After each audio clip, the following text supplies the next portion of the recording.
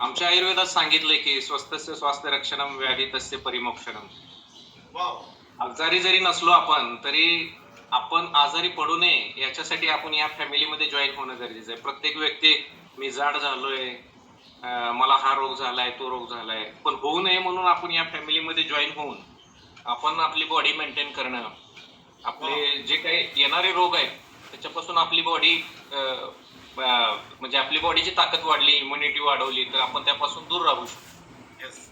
Very प्रत्येक गोष्टीत रोग यावाच असं नाही. आता काही जणांना आता मॅडमने सांगितलं, त्यांनी आता मॅडमने रिझल्ट शेअर केला, त्यांनी अगोदरपासूनच या फॅमिलीमध्ये जॉईंट असते तर त्यांचं वजन वाढलंच नसतं आणि ते गाठी वगैरे उठल्याच नसत्या.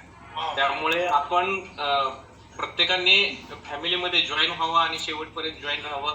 रोज रेग्युलरली व्यायाम करावा, कारण व्यायामाची सुरुवात ही आपले सर्व निगेटिव्ह एनर्जी बाहेर काढली जाते आणि पॉझिटिव्ह एनर्जी भरली जाते आपल्या अंगात आणि शेवटी आपण आपलीच स्वतःची पाठीवर थाप मारून स्तुती करतो.